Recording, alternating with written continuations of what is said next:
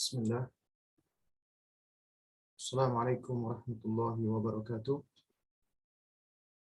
Innal hamdalillah nahmaduhu wa nasta'inuhu wa nastaghfiruhu wa natubu ilaih wa na'udzu billahi min shururi anfusina wa min sayyiati a'malina.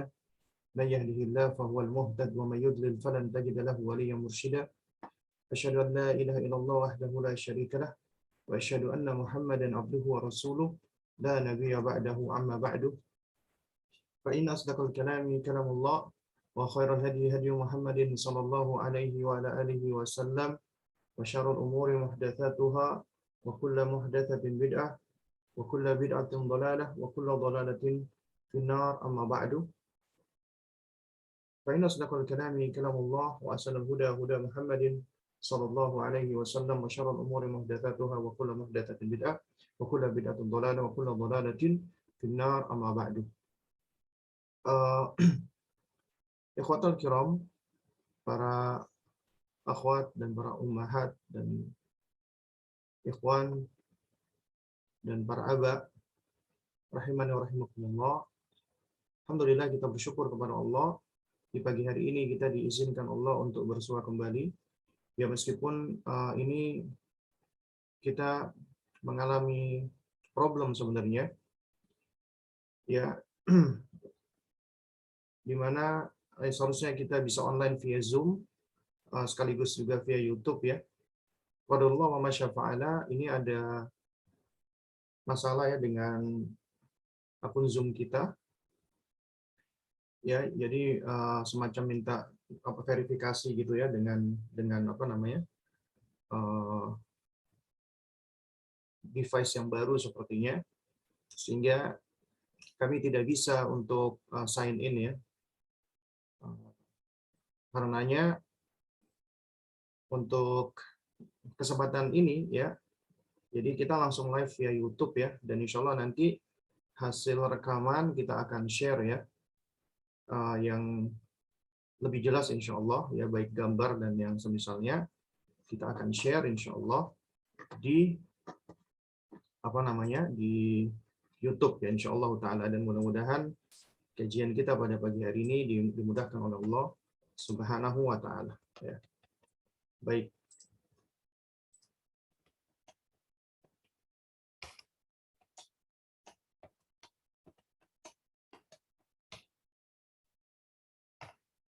Nah, jadi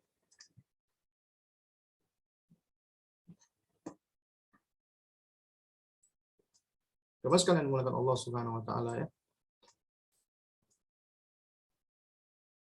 Sebentar, ya. Kita coba dulu sebentar.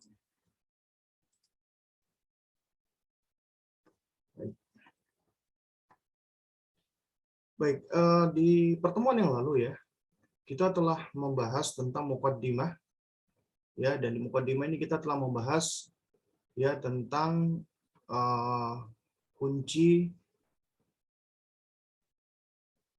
tiga kunci kebahagiaan, ya, tentang tiga kunci kebahagiaan, ya. Apa itu? Yaitu idza utiya syakara wa idza btuliya sabara wa idza adnaba istaghfara. Orang yang apabila dia diberi bersyukur, apabila diuji bersabar, dan jika dia berdosa dia beristighfar kepada Allah. Nah, inilah yang disebut oleh Syekhul Islam Muhammad bin Abdul Wahhab rahimahullahu taala, yaitu sebagai unwanus sa'adah, ya, tanda as-sa'adah, tanda kebahagiaan, ya. Nah, baik, jamaah sekalian yang dimuliakan Allah Subhanahu wa taala, ya.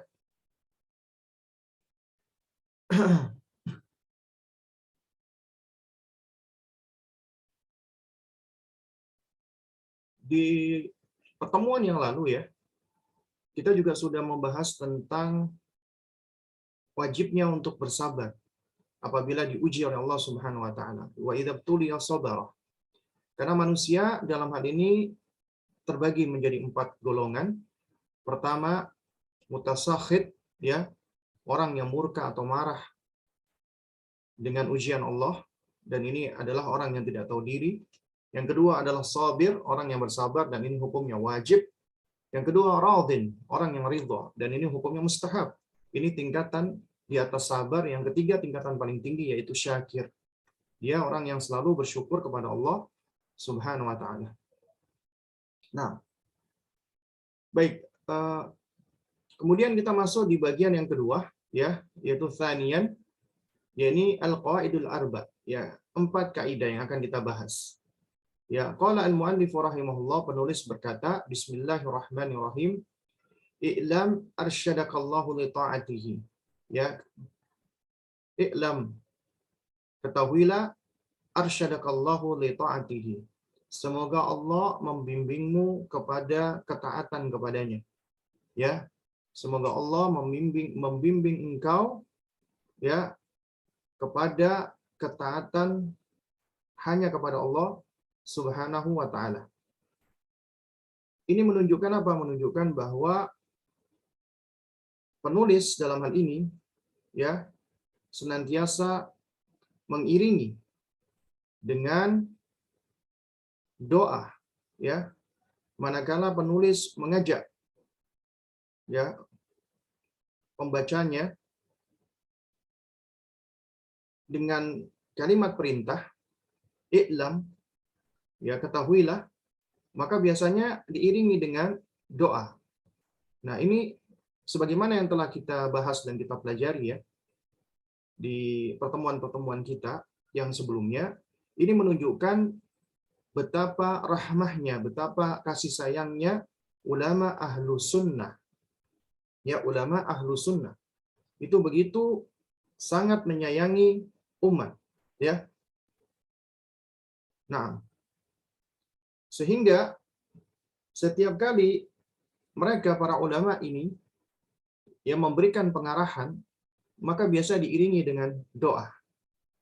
Ya, i'lam, ketahuilah, arsyadakallahu li ta'atihi. Ya, semoga Allah Subhanahu wa taala membimbingmu kepada ketaatan atau membimbingmu untuk menaatinya, ya. Nah, kemudian baru penulis berkata, ya, annal hanifiyata, ya, annal hanifiyata millatu Ibrahim, bahwasanya al-hanifiyah, ya, itu adalah millahnya Ibrahim, adalah agamanya Nabi Ibrahim alaihissalam. Apa itu al-hanifiyah? An ta'budallaha wahdahu mukhlishan lahud-din, yaitu an ta'budallah, engkau mengibadahi Allah, wahdahu, semata, mukhlishan lahud-din, ya, dengan cara mukhlis. Mukhlishan artinya memurnikan, mengikhlaskan, ya, baginya agama ini, yaitu memurnikan ibadah hanya untuk Allah Subhanahu wa taala. Itulah tauhid. Tauhid artinya mengikhlaskan, memurnikan ibadah kita hanya untuk Allah Subhanahu wa taala. Wa bidzalika amara Allahu jami'an nas. Ya. Wa bidzalika, dan untuk inilah, ya, untuk tujuan ini, yaitu untuk memurnikan ibadah hanya kepada Allah, yaitu tauhid, engkau beribadah kepada Allah semata, ya, dengan cara memurnikan ibadah hanya kepadanya. Dan untuk inilah amarallahu jami'an nas, ya, Allah memerintahkan jami'an nas, seluruh manusia. Untuk apa? Ya, untuk beribadah hanya kepadanya semata. Wa khalaqahum laha, ya, wa khalaqahum laha, dan Allah menciptakan mereka, laha adalah untuk ini, ya, untuk tujuan ini. Qala ta'ala, Allah Subhanahu wa taala berfirman, wa ma khalaqtul jinna wal insa illa liya'budun, dan tidaklah aku ciptakan jin dan manusia kecuali hanya untuk beribadah kepadaku. Nah, di sini penulis, maksud saya pensyarah, yaitu Syekh Haitham Jamil Sarhan hafizahullah taala, ya, beliau menerangkan, ya, di sini ada catatan nomor 1, ya, sebagaimana kita lihat, Di sini beliau mengatakan yubayyinul muallifu rahimahullahu limadza nadrusu tauhid. Ya.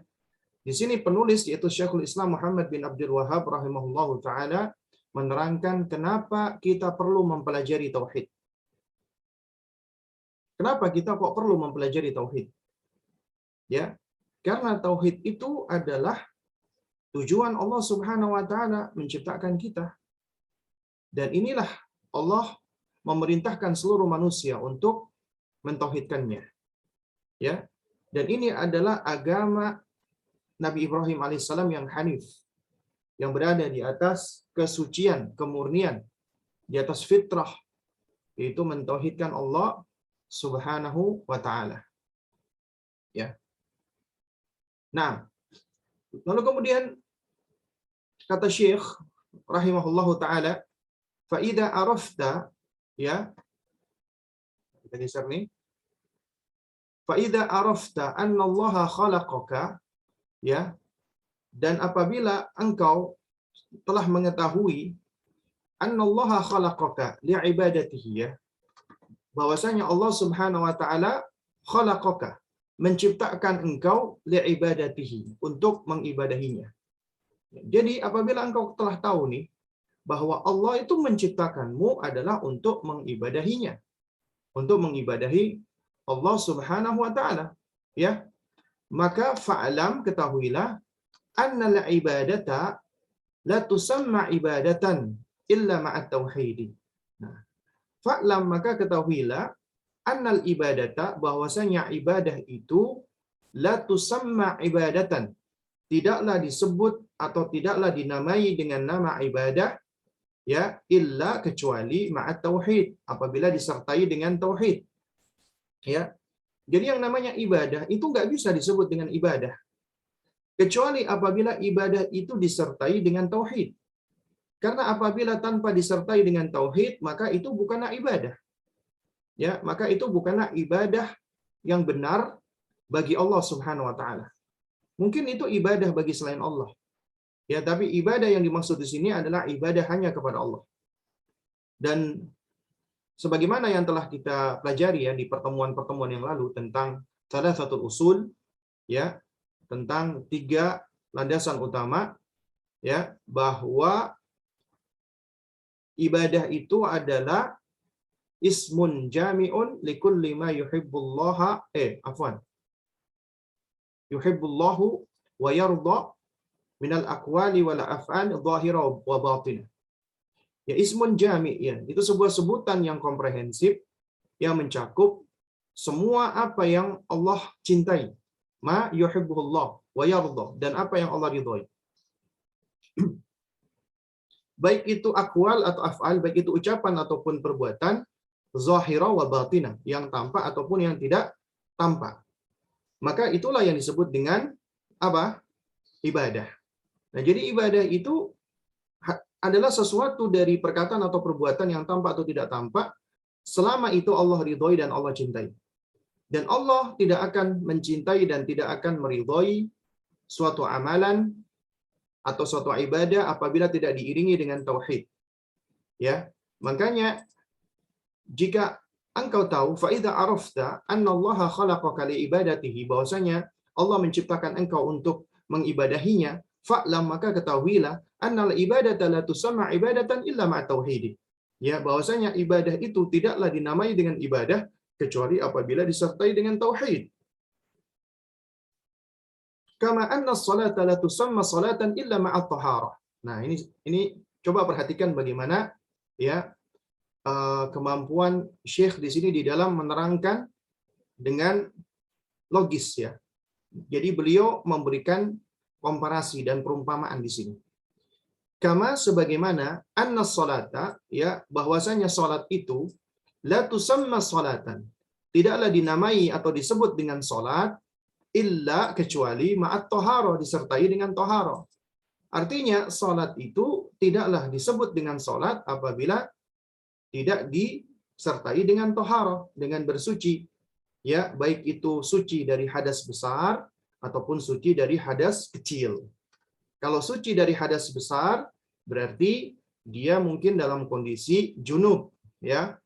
atau mungkin dia baru suci dari haid atau nifas, maka dia wajib mandi janabat. Ya. Atau dia dalam kondisi belum berwudu, maka disebut dengan hadas kecil. Karenanya seseorang apabila akan sholat disyaratkan, ini merupakan menjadi syarat sahnya sholat, dia harus berwudu untuk menghilangkan apa hadas kecil. Tapi apabila dia mengalami hadas besar harus mandi junub atau mandi janabat. Ya. Nah, sholat nggak akan diterima, nggak akan sah apabila tidak diawali dengan bersuci dulu, toharo. Sebagaimana ibadah tidak akan sah, tidak akan benar apabila tidak diiringi dengan tauhid, mentauhidkan Allah. Dan mentauhidkan Allah inilah ikhlas, memurnikan ibadah hanya kepadanya, dan juga ketika ibadah tidak bisa kita amalkan tanpa mencontoh manusia yang paling tahu dengan cara beribadah, yaitu Rasulullah SAW. Karenanya ibadah itu nggak akan diterima kecuali dengan ikhlas dan juga dengan mutabaah atau mencontoh Rasulullah Sallallahu Alaihi Wasallam. Nah, kemudian kata Syekh rahimahullahu taala, ya, faida dakhala syirku fil ibadati fasadat.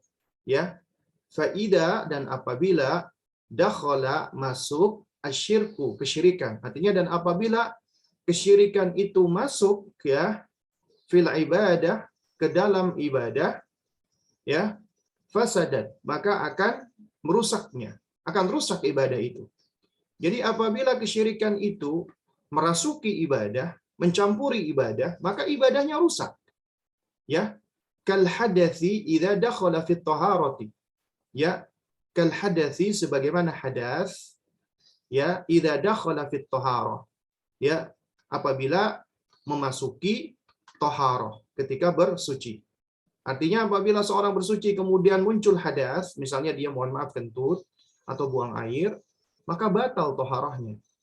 Ya, demikian pula apabila syirik itu masuk ke dalam ibadah, maka rusak ibadahnya. Sebagaimana seorang sedang bersuci, kemudian dia berhadas, maka akan rusak taharahnya. Ya. Nah, ini adalah logika yang sangat baik sekali ya yang ditunjukkan oleh Syekh ya. Rahimahullahu taala. Nah, fa idza arafta anna syirka idza khalatal ibadah afsadaha, ya, faida dan apabila arafta engkau telah tahu anna syirka bahwasanya kesyirikan idza apabila khalata mencampuri al ibadah, apabila mencampuri ibadah, ya, ya ini salah ya, bukan al ibadati tapi al ibadata ya. Idza khalatal ibadata, apabila mencampuri suatu ibadah, afsadaha akan merusak ibadah tersebut ya. Jadi faida arafta anna syirka idza khalatul ibadata afsadaha, apabila engkau tahu bahwa kesyirikan jika mencampuri ibadah akan merusaknya, wa ahbatal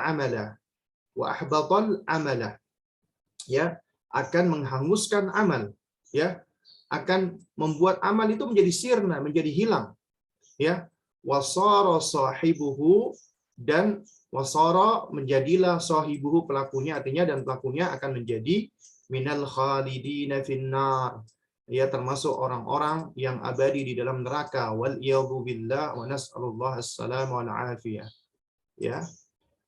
Nah, jadi kata Syekhul Islam Muhammad bin Abdul Wahhab rahimahullah, ya, apabila engkau tahu bahwasanya kesyirikan itu apabila mencampuri ibadah akan merusak ibadah itu dan akan menghanguskan amalan dan akan menjadikan pelakunya termasuk orang-orang yang kekal di dalam neraka, wal iyadhu billah. Arafta, maka engkau pun tahu anna ahamma ma 'alaika ma'rifatu dzalika la'alla Allah an yukhallisaka min hadhihi syabakah, ya, wa hiya syirku billahi alladhi qala Allah ta'ala fihi, ya.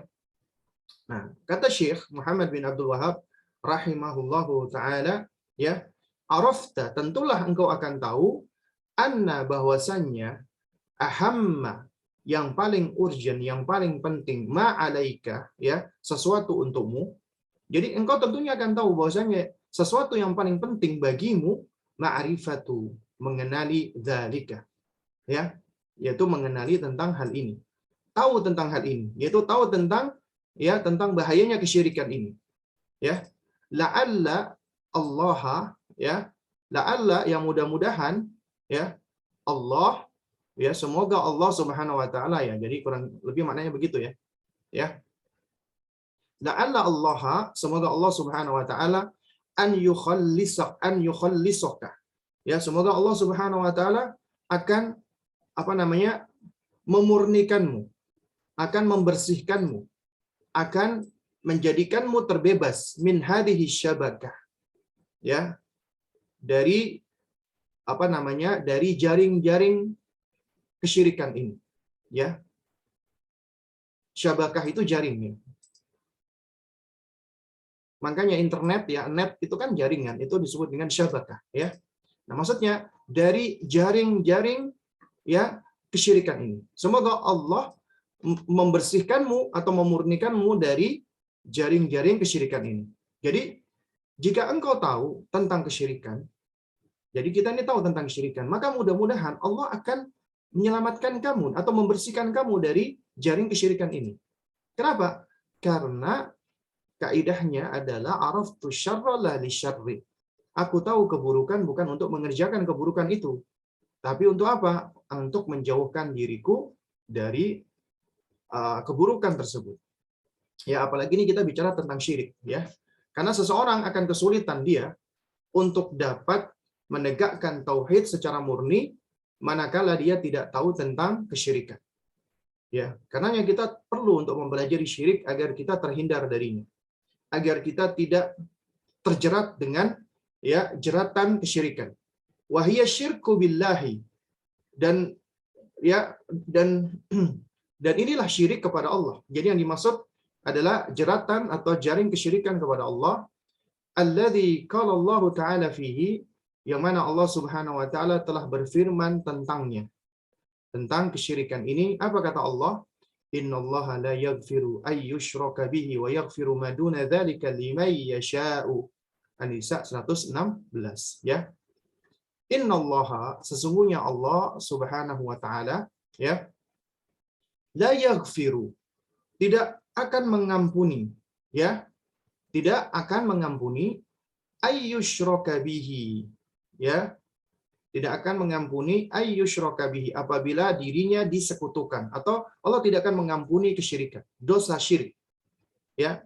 Wa yaghfiru ma duna dzalika, dan Allah akan mengampuni, ya, selain dari kesyirikan, lima yasha, kepada siapa saja yang Allah kehendaki. Artinya dosa selain syirik itu masih ada peluang besar untuk diampuni Allah.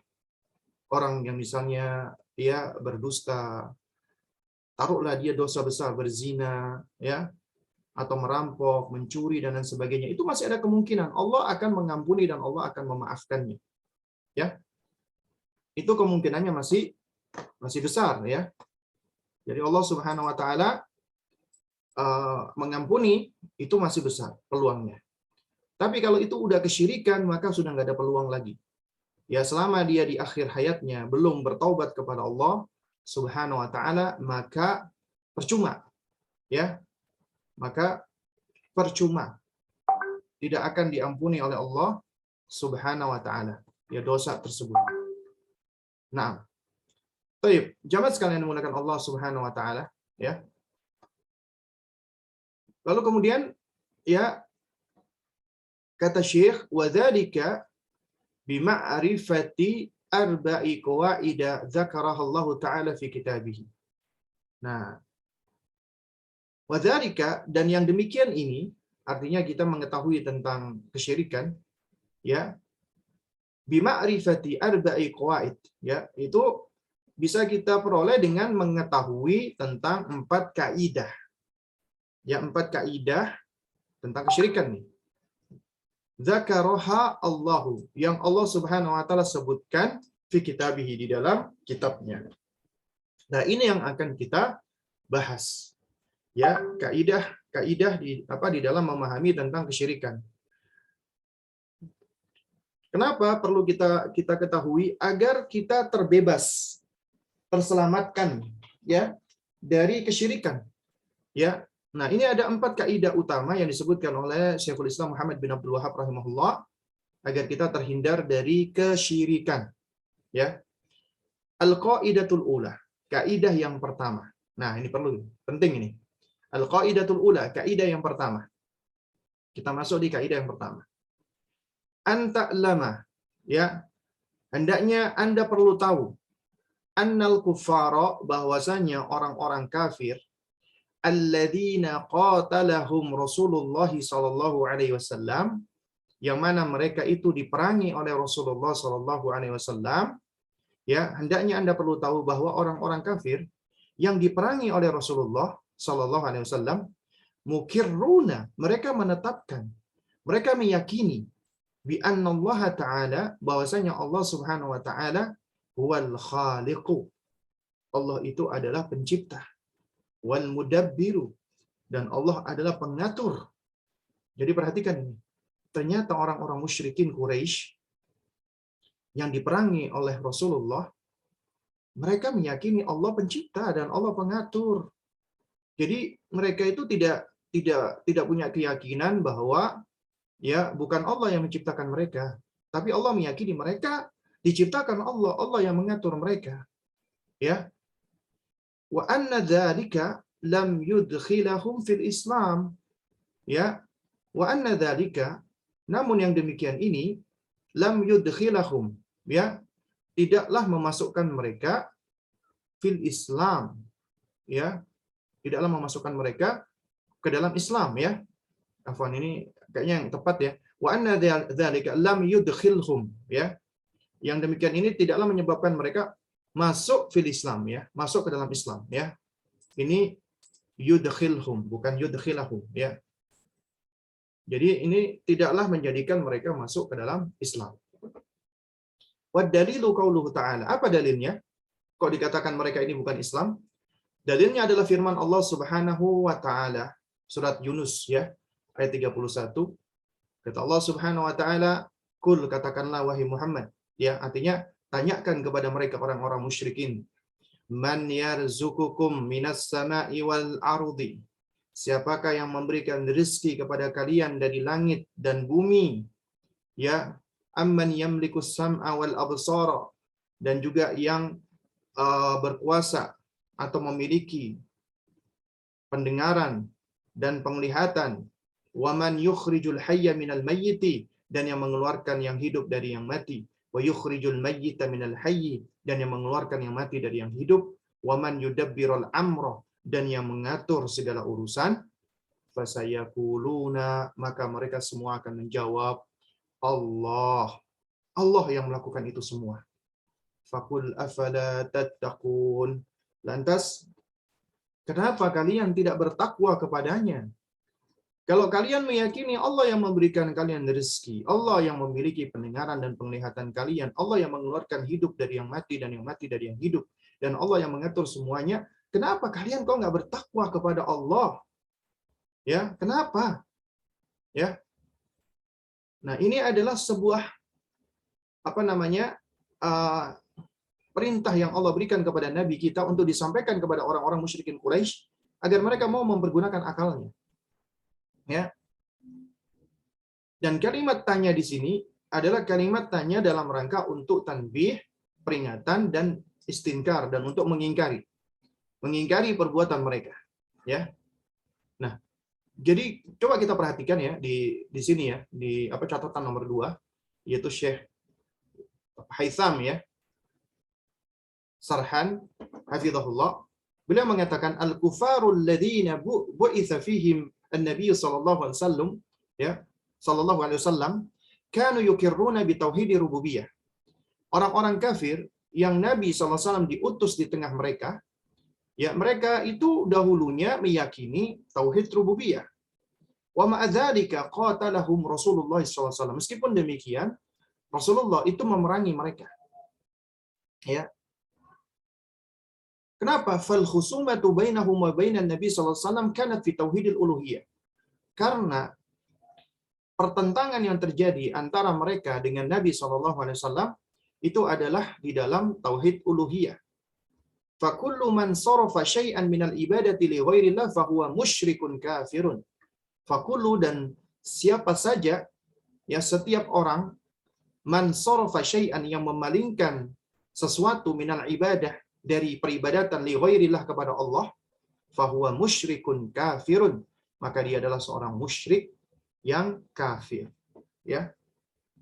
Nah, jadi pelajarannya apa di sini yang bisa kita pelajari, jamaah sekalian? Adalah ternyata orang-orang musyrikin Quraisy, mereka itu meyakini tauhid rububiyah. Ya. Mereka meyakini tauhid rububiyah. Ya. Nah, dan ini juga banyak ya disebutkan oleh Allah Subhanahu wa taala ya. Yang menerangkan tentang ini ya. Misalnya contoh ini. Dalam surat Ar-Ra'd ya, ayat ke-16. Allah Subhanahu wa taala berfirman kepada nabi kita, "Qul man rabbus samawati wal ardi qulillahu." Qul ya.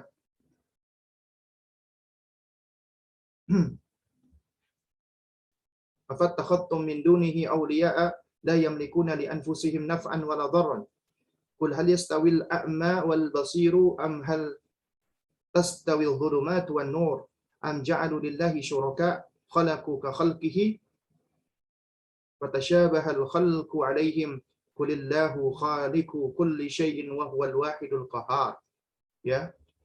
Allah Subhanahu wa taala katakanlah wahai Muhammad, ya, man rabbus samawati wal ardi.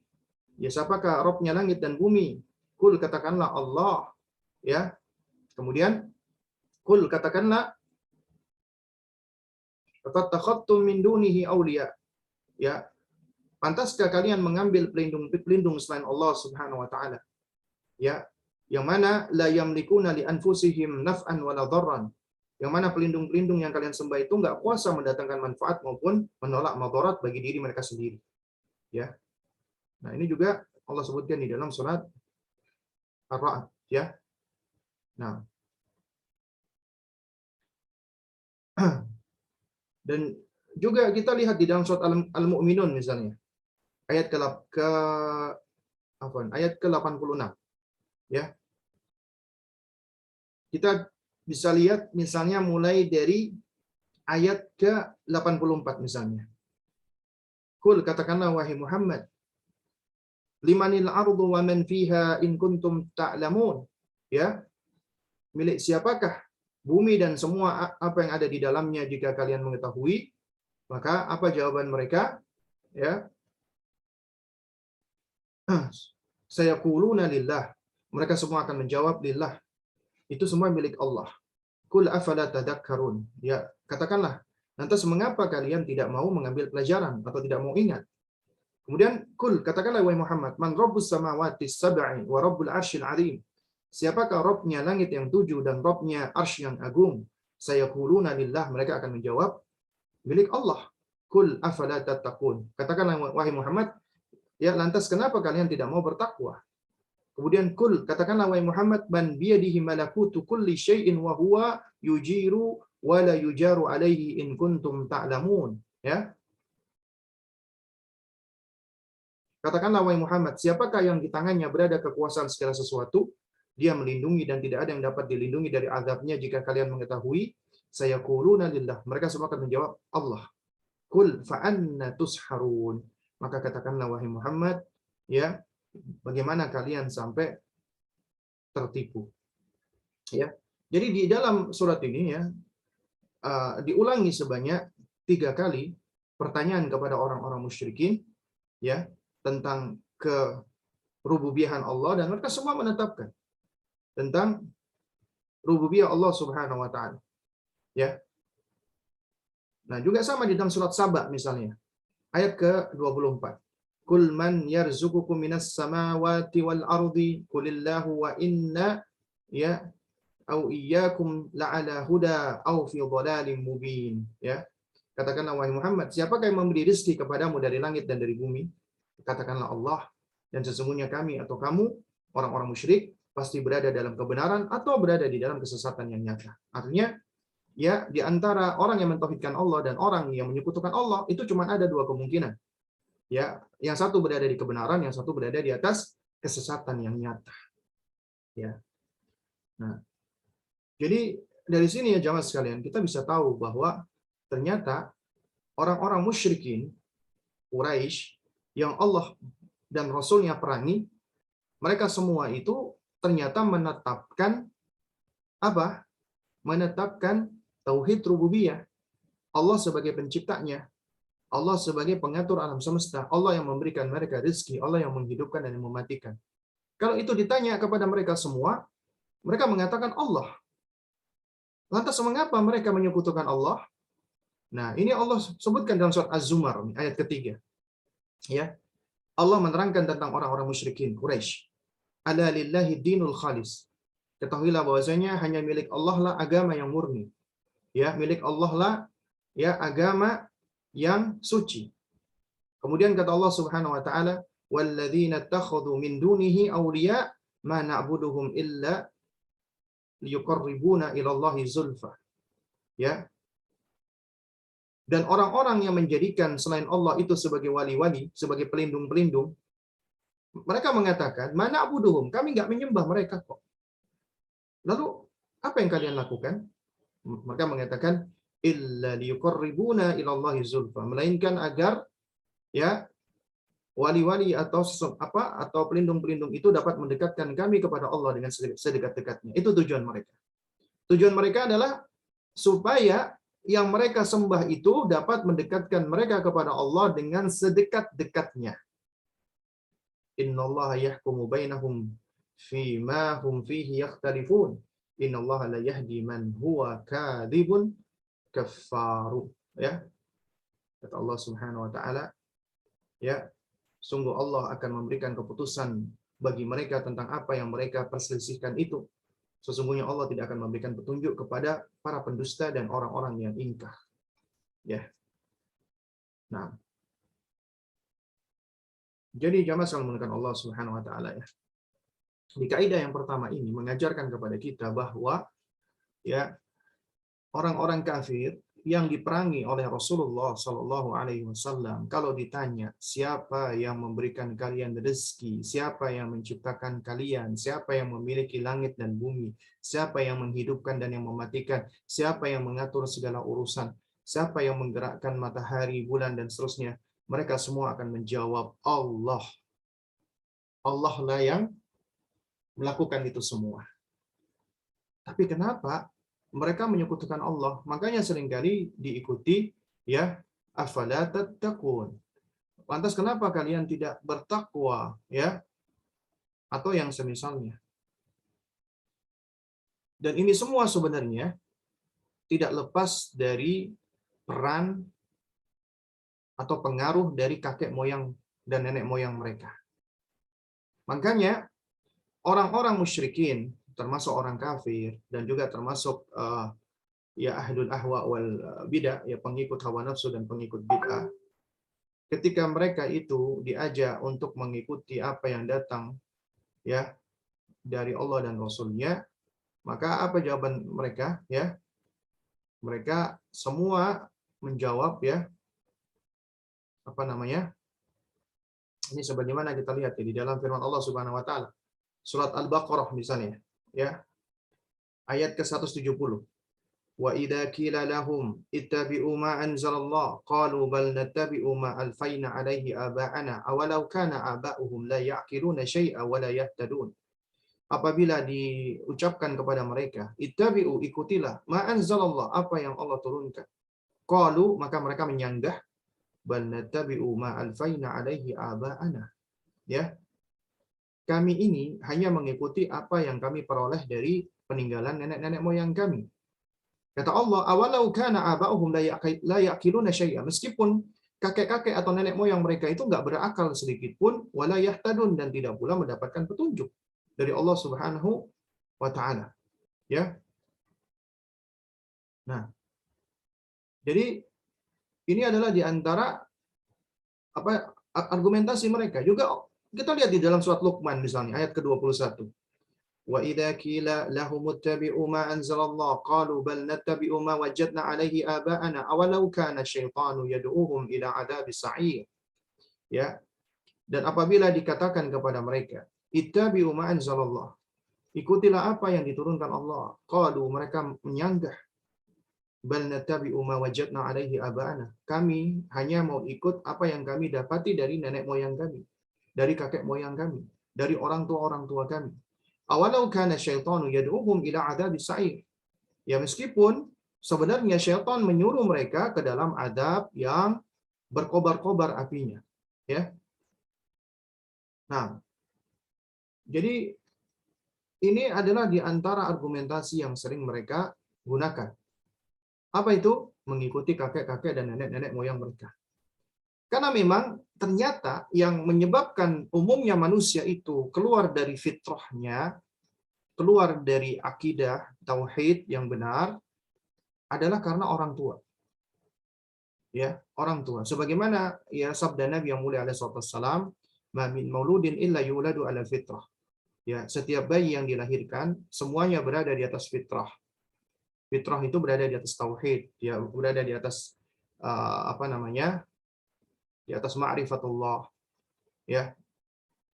Tapi kata Nabi, fa abawahu yuhawidanihi wa yunassiranihi wa yumajjisanihi. Kedua orang tuanya menjadikan anaknya itu Yahudi, Nasrani atau Majusi. Ya. Jadi sebab orang tua, ya. Karenanya nggak heran kalau Al-Hafidz Ibnu Qayyim rahimahullah sampai mengatakan, "Idza tabartal fasada fil auladi ra'aita 'amatahu min kibalil aba." Apabila engkau perhatikan rusaknya anak-anak ini, ya penyebab utamanya itu apabila engkau saksikan, itu nggak lepas dari peran orang tua. Karena sebab orang tua. Ya, orang tua yang menyebabkan anak-anak itu menjadi rusak. Apalagi orang tua yang musyrik, yang kafir, ya akhirnya itulah yang akan membentuk dan mempengaruhi akidah mereka. Kecuali yang Allah rahmati.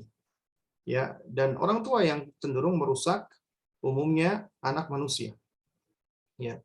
Karenanya argumentasi mereka orang-orang musyrikin, orang-orang kafir dan ahlul ahwa wal bidah itu selalu mengikuti ajaran nenek moyang, ajaran orang tua mereka, ajaran leluhur mereka. Ketika diajak mengikuti Allah dan Rasul-Nya, mengikuti Al-Quran dan Sunnah, argumentasi mereka adalah ini adalah tradisi yang kami dapati dari orang-orang tua kami, dari nenek-nenek moyang kami, gitu. Ya, ini adalah suatu hal yang sudah mendarah daging, ya. Meskipun kalau ditanya, siapa yang menciptakan kamu? Allah. Siapa yang memberi kamu rezeki? Allah. Siapa yang menghidupkan dan mematikan kamu? Allah. Tapi ternyata mereka menjadikan adanya sarana-sarana untuk mendekatkan diri kepada Allah. Mereka berdoa meminta kepadanya. Nah, namun mereka mengklaim mana abuduhum, kami tidak menyembahnya. Kami nggak menyembah, ya, apa wali-wali tersebut atau pelindung-pelindung tersebut. Illa liyuqarribuna ilallahi zulfa. Melainkan yang kami lakukan itu adalah untuk supaya bisa dekat kepada Allah dengan sedekat-dekatnya. Ternyata apa yang mereka lakukan itu untuk mendekatkan diri kepada Allah. Ya, supaya mereka dekat dengan Allah Subhanahu wa taala. Ya. Jadi mereka merasa tidak mengibadahi ya sesembahan-sesembahan tersebut. Tapi mereka itu sedang mencari jalan, istilahnya bertawassul untuk mendekatkan diri kepada Allah melalui makhluk-makhluk Allah tadi. Ya, yang mereka sadar nggak sadar jatuh kepada kesyirikan ketika mereka meminta-minta, memohon pertolongan kepada selain Allah. Berdoa tidak langsung kepada Allah, tapi melalui perantara-perantara tadi. Kenapa? Ya karena syubhat diantaranya. Karena mereka menganggap bahwasanya yang mereka pinta itu lebih dekat dengan Allah. Punya kedudukan yang dekat dengan Allah. Dan mereka berburuk sangka dengan diri mereka sendiri.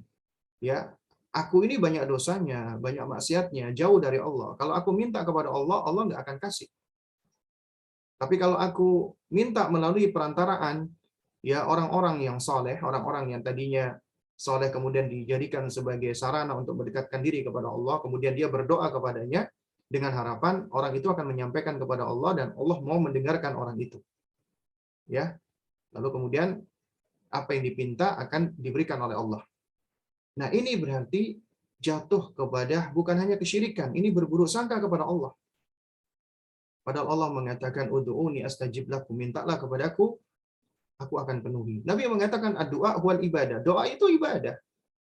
Allah senang hamba-hambanya yang bersimpuh, ya bermunajat meskipun penuh dengan dosa, meminta kepada Allah, memohon ampunan kepada Allah. Allah senang, ya. Sementara mereka yang dia merasakan dirinya itu kotor, penuh dengan dosa, alih-alih mereka bertaubat meminta kepada Allah, tapi malah mereka menjadikan makhluk-makhluk yang lainnya agar mereka bisa mendapatkan ampunan dari Allah, agar mereka bisa mendapatkan ya sesuatu dari Allah melalui perantara-perantara tadi. Akhirnya mereka jatuh kepada kesyirikan, menyekutukan Allah dengan sesuatu. Ya, jadi mereka menganggap bahwasanya manusia tadi atau makhluk tadi itu lebih penyayang daripada Allah, lebih pemurah daripada Allah, lebih baik daripada Allah. Padahal Allah itu Al-Ghafur, Ar-Rahim, Al-Karim, Al-Jawad, dan seterusnya. Seakan-akan Allah itu ya nggak mau mengampuni hambanya yang bertobat, nggak mau memberikan hambanya ketika memohon atau meminta gitu loh. Ya. Jadi seakan-akan mereka itu berburuk sangka kepada Allah dan mereka menganggap Allah itu tidak baik, tidak penyayang, tidak pengampun. Dan mereka menganggap bahwasanya ya mereka yang dijadikan sebagai sarana-sarana mendekatkan diri kepada Allah itu jauh lebih penyayang daripada Allah. Waliyadzubillah, waliyadzubillah. Ini suatu hal yang mereka lakukan tanpa mereka sadari, atau bisa jadi mereka sadar. Tapi Allah leluasakan mereka ke dalam kesesatan. Allah sesatkan mereka. Ya. Dan ini adalah sesuatu yang dialami oleh orang-orang musyrikin di zaman dahulu dan di zaman sekarang. Jadi mereka mengklaim mereka tidak menyembah mayit, tidak menyembah kuburan, tidak menyembah sesuatu yang dikeramatkan, enggak. Tapi mereka jadikan itu sebagai sarana untuk bisa dekat dengan Allah. Liyuqarribuna ilallahi zulfa. Ya. Nah, meskipun mereka meyakini Allah adalah pencipta mereka, Allah adalah pemberi rezeki, ya, Allah adalah pengatur semuanya. Tapi menurut mereka, ya, meskipun Allah memberikan rezeki, seakan-akan Allah itu pelit. Ya. Pelitnya kenapa? Karena mereka tidak layak untuk mendapatkan rezeki dari Allah. Sehingga mereka mengandalkan adanya makhluk yang lain. Mereka jadikan sarana untuk mendekatkan diri kepada Allah. Dia berdoa kepada wali, kepada orang, kepada patung, atau yang semisalnya, untuk menyampaikan itu kepada Allah. Ya. Padahal Allah Subhanahu wa taala penciptanya dan Allah lebih dekat daripada urat nadinya. Ilmu Allah berada di mana-mana. Tapi Allah Subhanahu wa taala beristiwa di atas arsy-Nya. Ini akidahnya Ahlus Sunnah. Ya. Akidahnya Ahlus Sunnah. Nah, karena itulah ya, orang-orang musyrikin itu sejatinya mereka adalah orang-orang yang apa? Mereka adalah orang-orang yang tidak memiliki akal sehat. Ya, dan mereka merendahkan dan menghinakan dirinya ketika mereka bersimpuh kepada selain Allah, meminta kepada selain Allah. Padahal yang mereka pinta itu adalah juga makhluk yang fakir kepada Allah. Mereka juga butuh pertolongan Allah. Mereka juga butuh rahmat Allah. Mereka juga butuh rezeki Allah. Dan bahkan seringkali yang dipinta itu tidak mampu untuk mendatangkan manfaat dan menolak madarat untuk diri mereka sendiri. Lantas bagaimana yang seperti ini itu malah dipinta? Ya malah manusia berdoa kepadanya. Ya. Nah, jadi ini menunjukkan betapa orang-orang musyrikin itu sejatinya adalah orang-orang yang tidak berakal sama sekali. Makanya Allah Azza wa Jalla ketika ketika memerintahkan Nabi kita untuk menyuruh mereka mengajak kepada Allah ma anzalallah, mereka menjawab qalu ma bal nattabi'u ma alfaina alaihi aba'ana, ya, namun kami hanya mengikuti apa yang kami peroleh dari kakek moyang kami. Apa kata Allah? Awalau kana aba'uhum la ya'qiluna syai'a. Meskipun bapak-bapak atau nenek moyang mereka tidak berakal sama sekali. La ya'qiluna syai'a, enggak berakal. Ya. Karena apa? Karena yang mengajarkan kesyirikan itu sejatinya mereka tidak berakal. Ya, dan mereka-mereka yang mengajarkan keburukan, apalagi kesyirikan ini, mereka akan mendapatkan azab dari Allah Subhanahu wa taala yang lebih dahsyat lagi, lebih besar lagi. Wal iyadu billah wa nas'alullaha assalam wal afiyah. Ya. Bahkan mereka akan mendapatkan dosa jariyah apabila ajaran-ajaran mereka, tradisi-tradisi mereka yang mengandung kesyirikan itu diikuti oleh generasi-generasi setelahnya. Dosa itu akan senantiasa menjadi dosa yang selalu mengalir. Waliyadzubillah. Ya, selalu mengalir. Nah, oleh karena itu, jamaah sekalian yang dimuliakan Allah Subhanahu wa taala, ya, mempelajari dan mengetahui tentang bagaimana sih tipikal dan karakteristik orang-orang musyrikin, ya, agar kita memahami tentang mereka, itu agar kita bisa terhindar, agar kita bisa jauh dari syubhat-syubhatnya. Nah, oleh karena itu makanya di sini Syekhul Islam Muhammad bin Abdul Wahab rahimahullah mengekstrak, ya, bagaimana sih tipikalnya orang-orang musyrikin itu, ya, dan bagaimana kaidah-kaidahnya untuk memahami kesyirikan mereka. Nah, jadi di sini beliau susun menjadi, ya, al-qawaidul arba, ya, empat kaidah yaitu dari para pelaku kesyirikan. Ya, apa yang menjadi kaidah atau yang menjadi pijakan dan dasar mereka berbuat kesyirikan. Ya. Dan kita memahaminya agar kita bisa terhindar darinya dan kita ngerti bagaimana cara argumentasi mereka. Ya.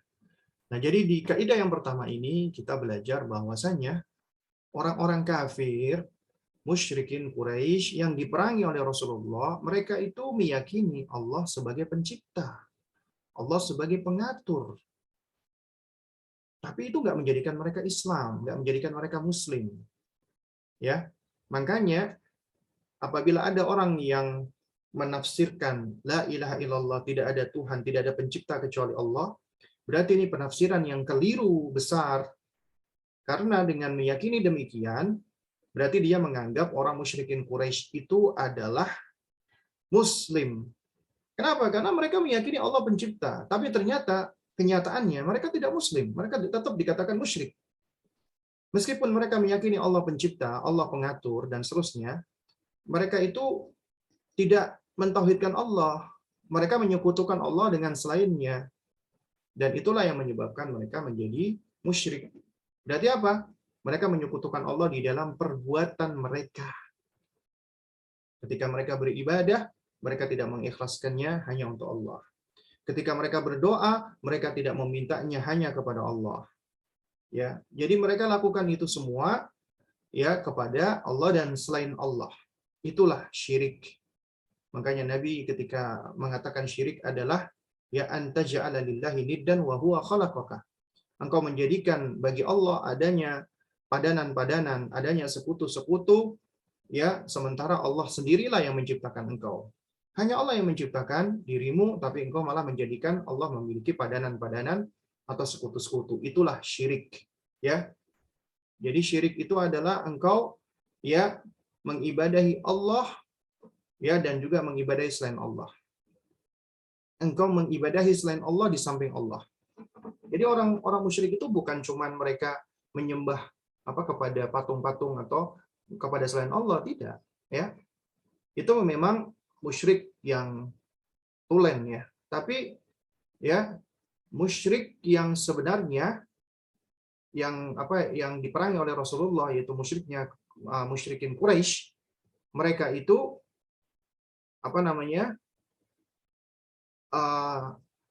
menyembah Allah dan juga menyembah selain Allah, ya. Mereka beribadah kepada Allah, juga beribadah kepada selain Allah.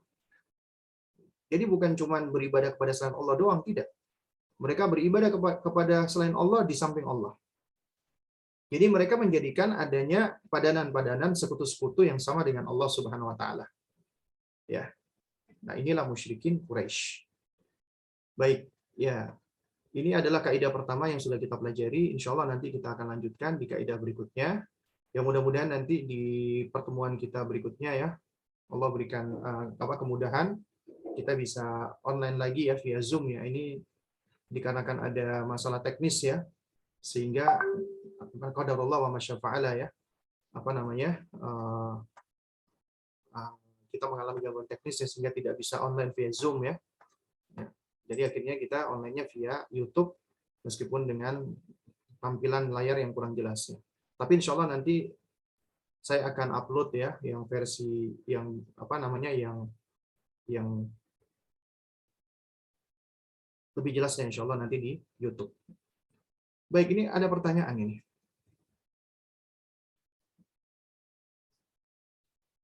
Ini ada pertanyaan. Izin bertanya, apa sebabnya jika seseorang rajin melakukan ibadah sunnah seperti puasa Daud, salat malam, atau ibadah sunnah lainnya, tapi hidayah sunnah belum datang kepadanya, masih melakukan bid'ah? Kadang-kadang bicara menyakitkan hati. Apakah salah satu sebabnya rajin membaca Quran namun tidak membaca artinya? Jazakallah khair Ustaz. Baik. Ya.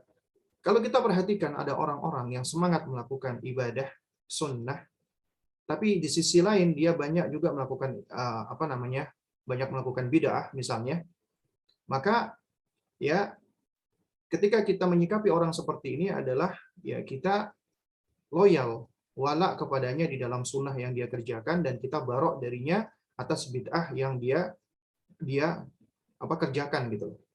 Ya, inilah konsep al-wala wal bara. Ya, kita tetap berwala kepadanya, mencintai dia di dalam hal-hal yang dia berada di atas kebaikan, di atas sunnah, karena melaksanakan ibadah sunnah itu adalah suatu hal yang tentunya kita harus apresiasi, kita harus sayangi, kita cintai gitu. Tapi di dalam hal-hal yang sifatnya bid'ah atau maksiat ya kita berlepas diri darinya. Ini yang pertama. Kemudian yang kedua, yang namanya manusia itu tentunya nggak ada yang sempurna ya. Artinya ketika dia di satu sisi beribadah, di satu sisi dia mungkin juga masih jatuh kepada kemaksiatan ya.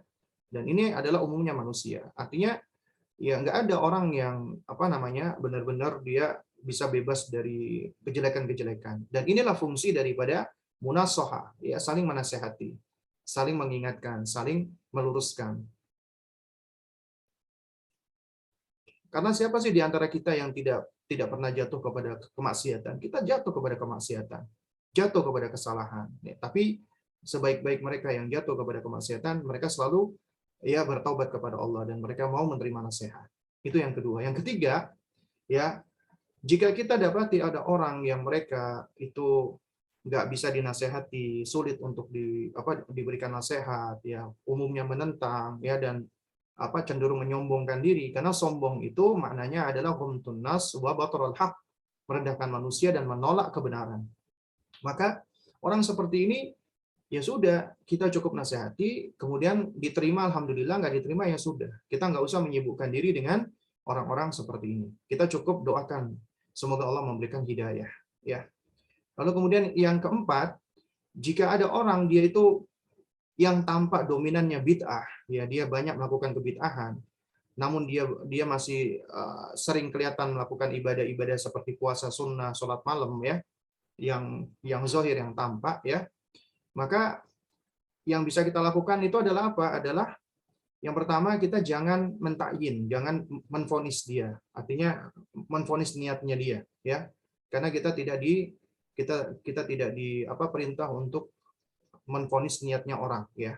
Cuman kita jadikan ini sebagai pelajaran untuk diri kita. Kenapa? Ya karena bisa jadi ada orang-orang yang mereka banyak melakukan bid'ah, lalu kemudian mereka juga banyak beribadah, ya, banyak menampakkan ibadah-ibadah sunnah misalnya, ya. Maka kita bisa mengambil pelajaran, ya, yaitu seharusnya kita sebagai seorang yang yang berintima kepada sunnah, ahlu sunnah, maka kita harus lebih bersemangat dari dirinya, ya. Itu seharusnya menjadi penghasung kita untuk lebih gemar bersemangat di dalam beribadah. Masa kita kalah sama ya orang yang masih melakukan banyak bid'ah gitu loh. Kemudian yang kedua, ya, orang-orang yang melakukan kebid'ahan ya, lalu kemudian dia beramal dan amalnya itu kecampur dengan bid'ah, maka sejatinya kita perlu kasihan dengannya. Kenapa? Karena amal-amal tersebut ya, sesuai dengan zohir dan sesuai dengan apa yang disampaikan oleh Nabi melalui lisannya Ibunda Aisyah radhiyallahu taala anha, di mana Nabi SAW bersabda, "Man amila amalan laisa alaihi amruna fahuwa raddun." Atau di dalam riwayat yang lain dikatakan, "Man ahdatsa fi amrina hadza ma laisa minhu fahuwa raddun." Siapa yang melakukan amalan tidak ada tuntunannya dari Nabi, tertolak, ya, akan tertolak. Nah, karena itu makanya sungguh kasihan orang-orang yang melakukan ibadah, banyaknya ibadah tapi tertolak. Kenapa? Karena bid'ah yang dia lakukan, ya. Nah, kemudian yang ketiga, biasanya ahlul bid'ah, para pelaku bid'ah, ketika dia melakukan suatu amal, biasanya nih ya, kita tidak berusaha untuk menvonis ya, tapi kita hanya mengambil pelajaran dan untuk apa, sebagai bentuk kehati-hatian kita. Orang yang melakukan bid'ah itu biasanya mereka itu melakukan ibadahnya itu bukan karena tendensi murni karena Allah, tapi tendensi dunia.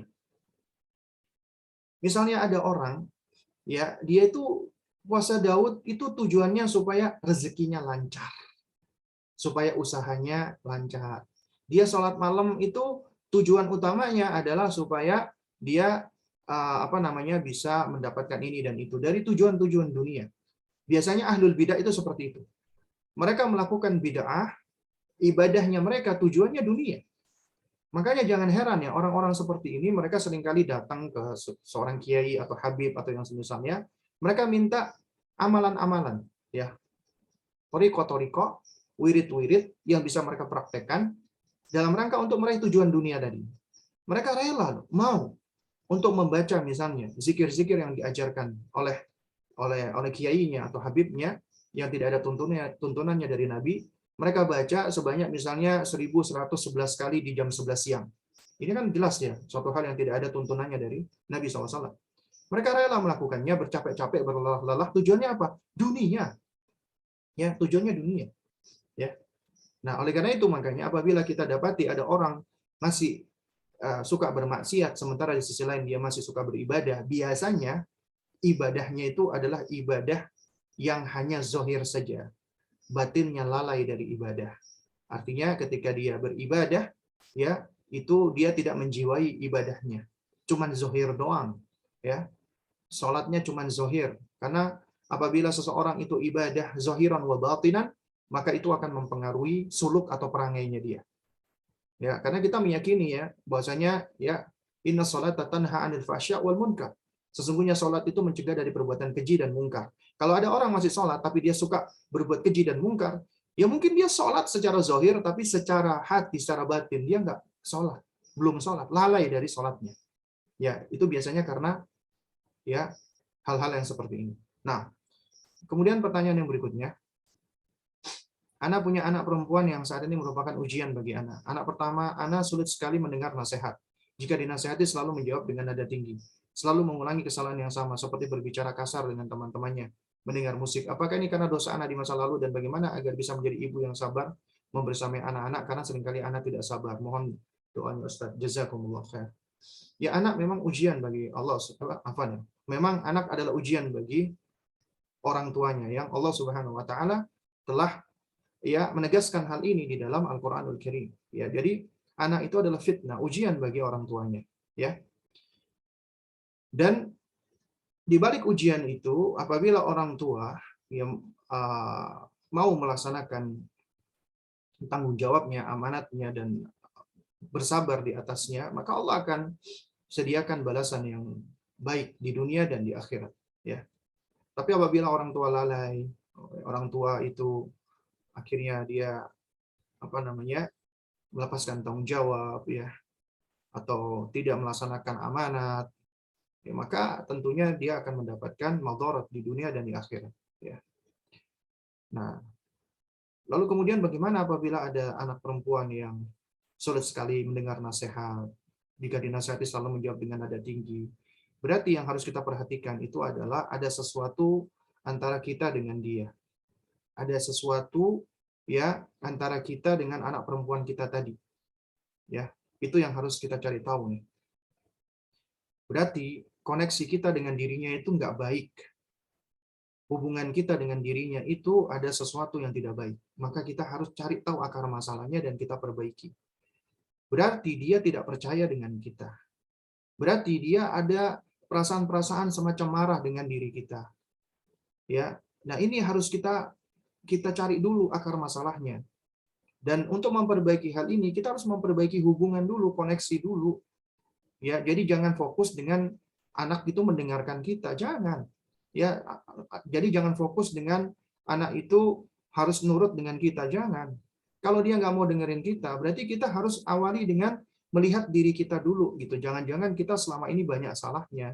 Kita banyak nggak mendengar dia. Kita banyak maksudnya tidak tidak memperhatikan perasaan dia dan yang semisalnya. Maka kita harus cari tahu dulu ini akar masalahnya. Nah, nasihat saya yang pertama adalah ya bagi sang penanya, Anda perbaiki dulu hubungan Anda dengan Allah. Itu adalah dasar. Ya, landasan sebelum kita memperbaiki hubungan kita dengan selain Allah. Perbaiki dulu hubungan kita dengan Allah. Banyak beribadah, banyak mendekat bertakarub kepada Allah. Banyak mengeluh, artinya banyak curhat kepada Allah, minta tolong kepada Allah. Ya. Kemudian yang kedua, terus belajar. Ya, terus belajar, terutama ilmu-ilmu yang berkaitan dengan pengasuhan. Ya, kemudian yang ketiga, ya banyak bertobat kepada Allah. Memang benar, buruknya anak kita itu nggak lepas dari kita, termasuk dosa-dosa kita. Maka perbanyak taubat dan istighfar kepada Allah. Ya. Kemudian yang keempat, juga kita perlu untuk meminta maaf kepada anak kita. Karena selama ini mungkin kita banyak melakukan salah. Ada hak ya yang harus kita tunaikan kepada anak kita. Ya, setelah kita minta maaf kepada Allah, ada haknya makhluk. Kita perlu minta maaf kepada anak kita. Maka kita minta maaf. Dan dengan minta maaf ya kepada anak dengan ketulusan, ya dengan tanpa diiringi dengan gengsi dan yang semisalnya ego, itu bisa menjadi sarana bagi kita untuk meraih hatinya, untuk memperbaiki koneksi kita dengan anak kita. Ya, dan bisa jadi loh, ada seorang ibu yang dia minta maaf kepada anaknya dengan ketulusan hati, dengan perkataan yang keluar dari hatinya, itu mudah merasuk ke dalam hati. Anak itu sudah punya fitrah di dalam dirinya mencintai ibunya. Ya, tinggal bagaimana kita berusaha untuk memperbaiki kembali gitu loh. Fitrahnya dia. Ya. Nah, itu bisa diawali dengan kita berbicara yang baik dengan anak tersebut, dengan putri kita tadi. Minta maaf ke anak kita. Yaitu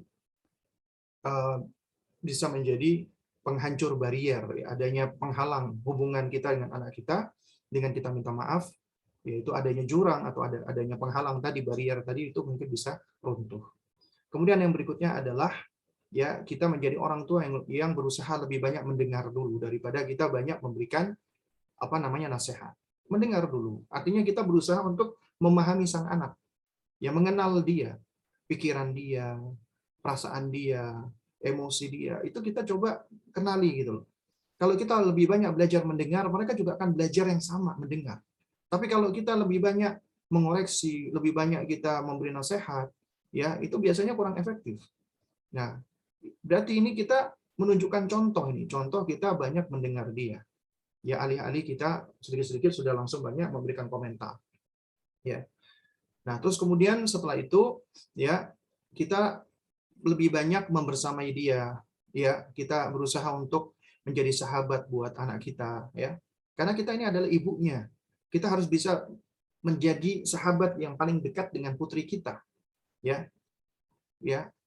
Itu penting sekali gitu loh. Apalagi ini dengan anak-anak perempuan gitu loh. Ya. Nah, terus kemudian baru setelah itu ya setelah koneksi mulai terbentuk ya baru kita bisa pelan-pelan memberikan koreksi, memberikan nasihat. Ya, dan kita memberikan nasihat itu ya tentunya dengan cara yang baik ya. Jadi kayak misalnya kita nggak perlu maksudnya langsung kayak memberikan kalimat perintah ya. Kita bisa ya kalau dari pengalaman Umi ini ya, kalau Umi dulu itu begini dan begitu. Jadi ya mungkin dalam bentuk cerita, dalam bentuk kita menceritakan tentang diri kita atau dari sisi kita seperti itu ya. Nah, lalu kemudian setelah itu jangan lupa banyak berdoa kepada Allah. Nah, Allah langsung. Baik, ini kemudian pertanyaan terakhir ya. Di tempat tinggal Anda sering diadakan pengajian ibu-ibu malam Jumat baca surat Yasin dan di sana pasti ada snack box atau nasi box yang dibagikan untuk jamaah yang hadir. Walaupun kami tidak pernah ikut dan hadir, tapi seringkali kami diberikan makanan-makanan seusai acara tersebut. Apakah boleh bagi kami menerima makanan tersebut? Ya kalau itu sebenarnya ya acara-acara yang sebenarnya bersifat bid'ah yang memang di sini ada apa perinciannya. Sebagian ulama itu menasihatkan nggak diterima, jangan diterima. Kenapa? Karena itu nanti bisa menimbulkan madorot. Madorotnya ini ibu-ibu katanya begini, katanya ini bid'ah, tapi kok kalau dikasih makan dia mau mau ngambil, mau menerima. Akhirnya menimbulkan presiden jelek ya. Nah, ini kalau memang apa namanya? Ini kalau memang kondisinya demikian ya. Nah, kalau misalnya kondisinya bahwasanya kita memang nggak mau hadir ya, kita memang tidak hadir ya. Lalu kemudian memang mereka itu ya intinya ingin berbagi gitu kan, berbagi karena mereka nganggap ini adalah acara kumpul-kumpul, acara yang baik, kemudian mereka ingin berbagi dengan warga komplek ya. Ya selama itu makanannya halal, maka secara asal itu makanan yang halal, boleh kita terima sebenarnya, boleh kita makan sebenarnya ya. Jadi intinya boleh kita tolak, boleh kita ambil, boleh kita terima ya, bukan secara asal ya. Nah, kita tinggal lihat ini maslahat madaratnya. Kalau kita tolak misalnya madaratnya lebih besar, kita dianggap sombong, kemudian kita dianggap apa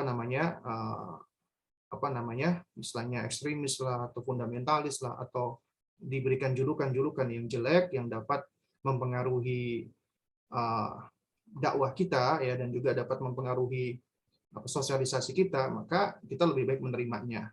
Ya, tapi kalau mereka sudah tahu tentang sikap kita, bagaimana bagaimana apa namanya ya maksudnya mereka sudah tahu motif kita gitu loh, bahwasanya kita nggak mau hadir karena itu memang bid'ah. Tapi di sisi lain kita tetap berbuat baik dengan mereka gitu loh. Maka ya kita lebih baik menolaknya dengan cara baik ya. Jadi kita menolak dengan cara yang santun, dengan cara yang baik ya. Kalau mereka sudah tahu tentang motif kita gitu kan. Nah, cuman kalau mereka masih belum tahu tentang motif kita dan kita ingin melakukan ingkarul mungkar dengan cara persuasif ya, tidak secara frontal misalnya, ya sebenarnya kalau ditolak itu menimbulkan madarat, maka yang lebih baik adalah kita menerimanya gitu ya. Ya Allah ya. Baik, ini sebenarnya sudah semua pertanyaan yang masuk ya. Jadi kita cukupkan dulu sampai di sini. Kurang lebihnya saya mohon maaf apabila ada hal-hal yang kurang berkenan. Yang benar tentunya datangnya dari Allah Subhanahu wa taala, yang batil datangnya dari diri saya pribadi. Kita tutup dengan kafaratul majelis. Subhanakallahumma wa bihamdik asyhadu an la ilaha illa anta astaghfiruka wa atubu ilaik. Wassalamualaikum warahmatullahi wabarakatuh.